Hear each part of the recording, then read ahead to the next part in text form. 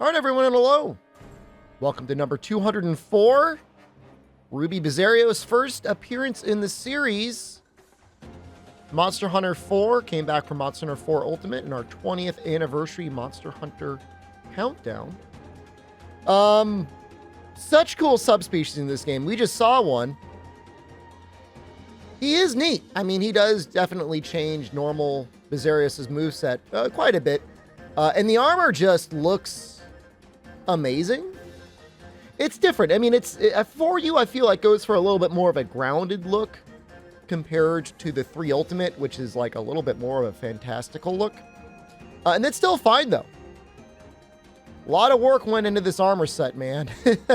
Ruby Basarios is primarily a monster you're supposed to be fighting in the expedition sort of great everwood quests, I think is what they're called.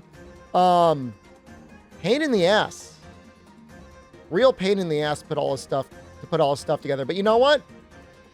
Not as bad as Rise was. So no major complaints there.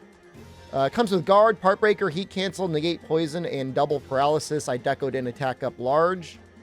Hunting Horn isn't fully upgraded there, but the quest we're going to be doing is an event where he's got less life anyways. So I'm like, it'll probably work.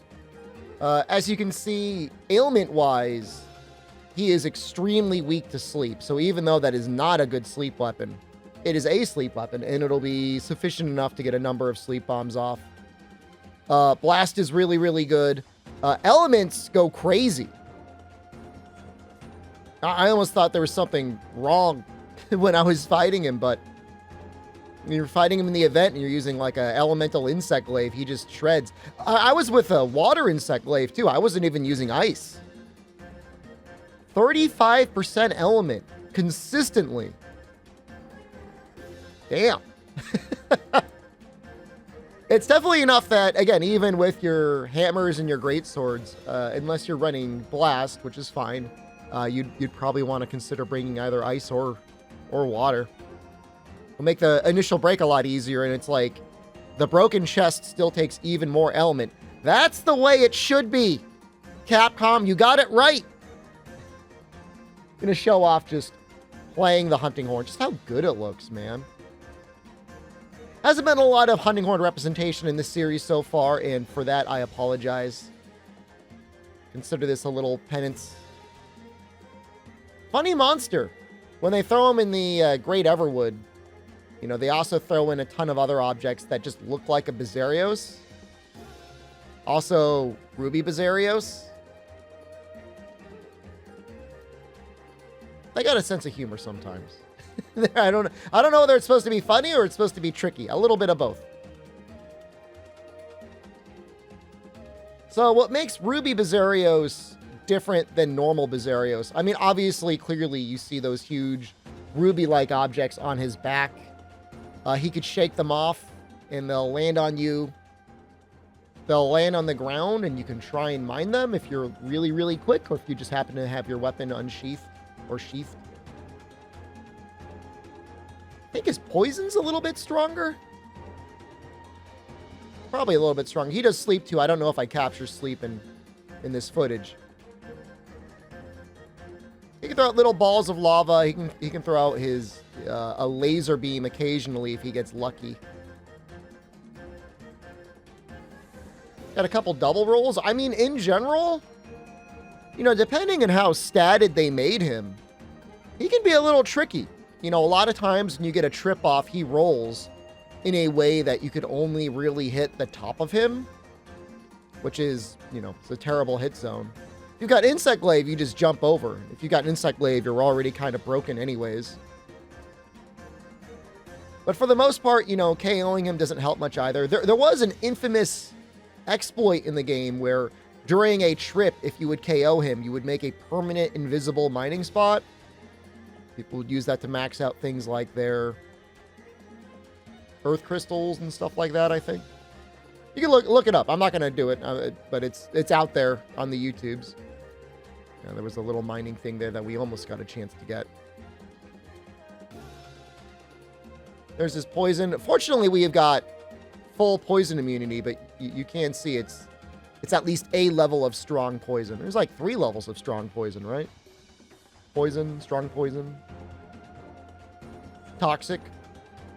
So many different fan words that are used colloquially that are not officially Capcom words a lot of times. Sometimes you wish they would put out a definitive list. Like, everybody calls the Charge Blade reaction a guard point. But I don't think Capcom actually refers it to it as a guard point. I think they call it like a guard impact, guard reaction. Look at his sniping abilities with those crystals. Mounting him is interesting. You'll break his back first, which I don't think it changes anything significantly. But once the back is broken, whenever you start doing mounts, you'll start doing mounts on his belly, which will help you get the break if you don't have it already. Otherwise, it's just kind of neat.